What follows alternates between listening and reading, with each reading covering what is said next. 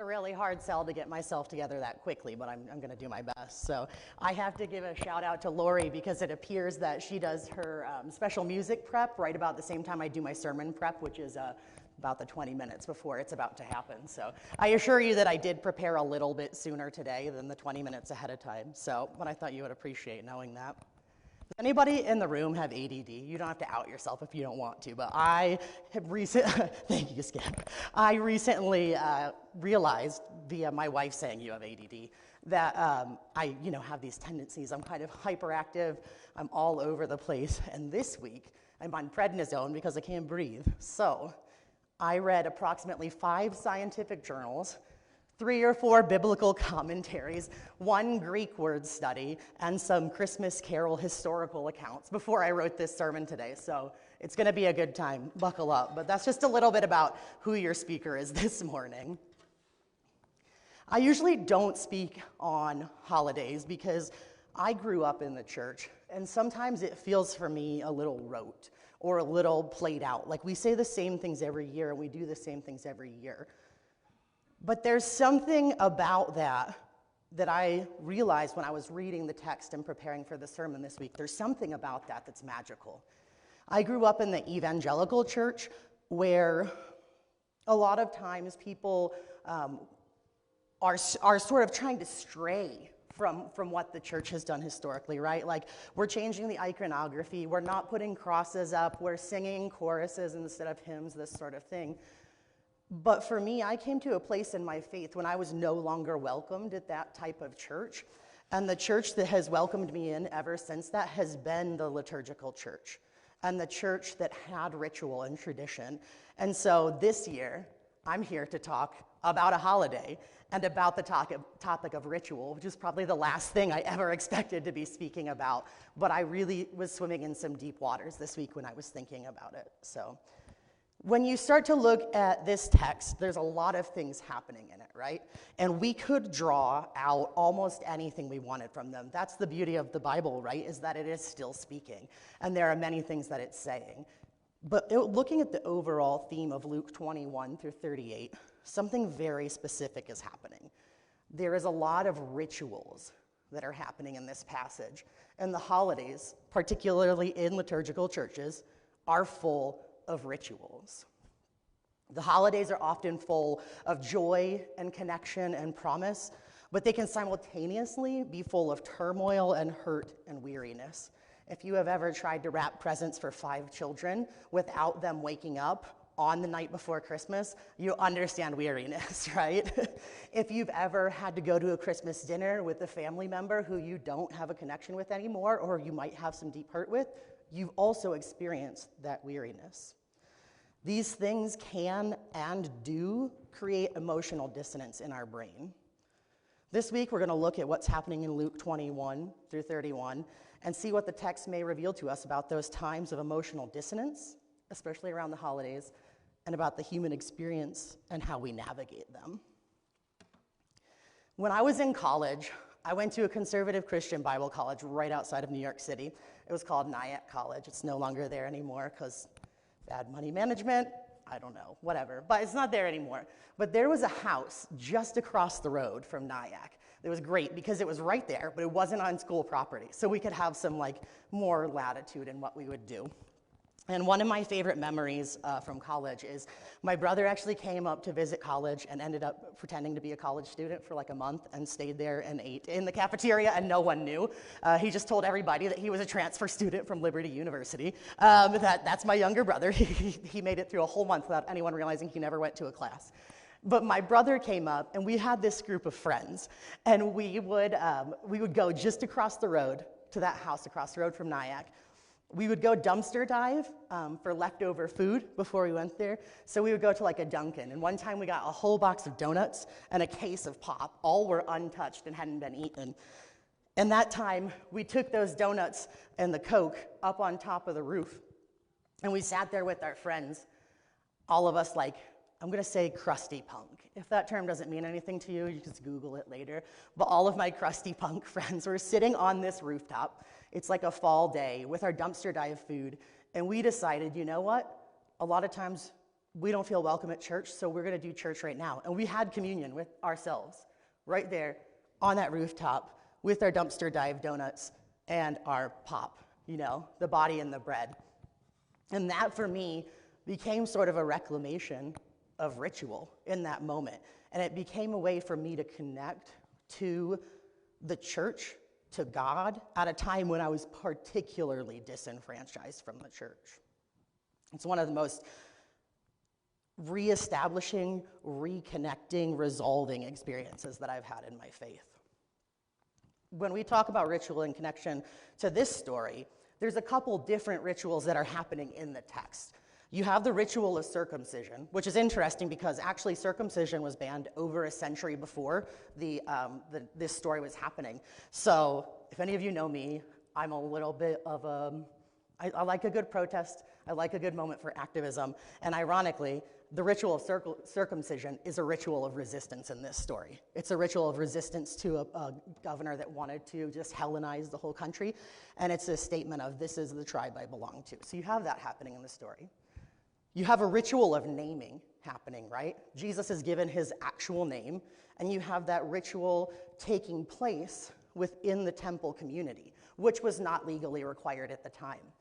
And so you see all of these rituals setting the rhythms and the stories that the church globally still follows today. And I think that sets a pattern for us in our everyday lives. What rituals can and do we establish, and how can those keep us tethered and connected to our communities and to our loved ones and to our faith, especially in times of emotional dissonance? When I was thinking about this, I'm a really big why person, so like, why ritual? Like, I'm terrible at doing things just because I'm told. To be honest, I wouldn't have wanted to parent myself. God bless Jill, she did a great job. But I always had to know why. And so that came into my sermon prep today. I wanted to know why we do ritual. What does it provide to us as people and as a community? So there's three main things that we're going to talk about. The first one is that ritual provides us with connection and shared history. When we think about the people sitting in the room with us right now, when I think about my friends that are watching online, when I think about my family that I've been spending the holiday with, I have a shared history with them because we shared a ritual together. Today we sang songs that people have sung for centuries, and we stepped into the flow of something bigger than us. So no matter how alone you feel in this moment, you can hold on to that ritual, and you can be tethered and tied to something bigger than yourself. While there are personal elements to rituals, like naming is a fairly personal thing, we don't all share the same name. The important thing about ritual is that it oftentimes happens in connection to a community. There is a community of people, big or small, there to witness that ritual that's happening, solemnly or with great joy, or maybe a mixture of both. In this story, both Anna and Simeon spoke blessings over cute little tiny baby Jesus. Yes, that was a reference to a comedy movie. But Anna and Simeon both spoke blessings over this person. The community of Jesus came around and said, yes, we see you. We see this, Mary and Joseph, we see what you're endeavoring to do. You are here, you belong, and this name is something that you will carry forward. So this ritual provided connection and shared history. A lot of times, that's how our life works. Humans are tribal in nature. Archbishop Desmond Tutu, who is an Anglican bishop that worked a lot to bring about apartheid in South Africa, or bring about reconciliation from apartheid. He worked for the Human Rights Coalition, United Nations, sorry. He said of the tribal nature of humanity, oftentimes we can't be human alone. He said, my humanity is bound up in yours, and we can only be human together. So in this ritual of coming together and sharing these moments, we become more human. We become more ourselves. And I would argue we become the body of Christ actively in the world, something that has a sort of magical alchemy-like power, right? We come together and we become something more when we are in that space. So that's the first thing that I think ritual does. The second thing that I think ritual does is provide us with a rhythm to our lives. Oftentimes, we find ourselves going through seasons personally and professionally and communally, as well as chronologically. If I'm being honest, a lot of times in my life, I fail to anticipate what season's coming or how I'm going to feel about it. I find myself untethered, wondering why I feel so off-kilter, and it happens out of nowhere. Like, I'm a victim to my own life sometimes. But when this sort of dashboard light goes on in my brain, it's a sign that I have forgotten to take care of myself and to take part in my own rituals, be them personal or corporate. In these moments, and through a lot of counseling, I've learned that there are ways that I can retether myself using ritual. Some people do daily devotions. Some people will put on hymns or worship music. Some people will do yoga. But there are rituals that we can partake in to reestablish the rhythm in our life. And so they happen both personally and corporately. In this way, and in these ways, I have learned that the way to reorient my life is to root down into the rhythm and ritual of self-care, and to root down into who I know I am and who I am made to be. And it's so easy to forget that in this world on a regular day, let alone in the hustle and bustle of the holiday season. This rooting, this ritual, allows us to maintain our bearings in life. When I was earlier on in my process of working towards ordination, I had a mentor. Her name was Reverend Barbara Baxter. I met her at the Episcopal Church in Olean, and she told me that one of the most important things you can do as a person who wants to help others is to establish a ritual of self-care in your own life. And for her, she did that by getting a dog. Because even if she didn't want to take care of herself, the walking of the dog, the feeding of the dog, the playing of the dog, and I have a puppy right now, they're not going to let you forget that they need something, right? And so in this way, my puppy Riley is very quick to remind me that I've forgotten the ritual of saying, do you want your treat now? You know, she reminds me of these things, and that's some of the best advice I've gotten from a spiritual leader, right? Was take time to root down into ritual and take care of yourself and use that to sustain you through the work that you're called to do. I'll have to bring a picture of Riley next time because she's fantastic, that's all I'm saying. She's only rivaled by Kiva, it's a thing. The last thing that I want to talk about that ritual does, first, it connects us and it gives us a shared story. Second, ritual gives us a rhythm to our life. But if you look at ritual as a scientific idea as well as a spiritual idea, ritual has the ability to psychologically free us, actually. This is where the scientific journals came in. But rituals can sustain us through joy and weariness. They create a rhythm to life and they draw us through. Rituals also allow us to bear witness to and to process great joy and great pain and everything in between in a way that frees us to continue along our journey. In the Old Testament, there were altars built. The faith, there wasn't Christianity yet, there just was Judaism, right? And they would build altars. It was a mobile faith. There was no central temple. The temple was where you were. The Spirit of God was where you were. And as the Israelites were traveling, as the Hebrews were traveling, they would leave altars in their path. They would leave markers that said, we were here, and this happened here, and now we're moving on. And that same thing actually happens psychologically when we engage in ritual. It marks a moment in our journey. Interestingly enough, in the text today, Jesus, sweet little 9-pound, 8-ounce baby Jesus, was engaging in a ritual, the ritual of naming, the ritual of circumcision, the ritual of blessing, and that laid an altar for a turning point in history that we then continued on from. And that sets a model for us as people, as humans. What happens in our brain is described by a science called epigenetics. Epigenetics is this idea, basically, it's really deep, and there's a lot of syllables, but basically what epigenetics means is that things that happen to us are passed on through our DNA, and they are not only intergenerational, one generation, they're transgenerational. These things that happen to us, both good and bad, are written in our DNA, and they can be passed to our children, and to our children's children, and to our children's children's children, right? So ritual is the thing that can help us both honor and correct those things that happen within our own hearts and brains. It can rewire our actual DNA to engage in ritual. I think that is a wildly powerful thing, right?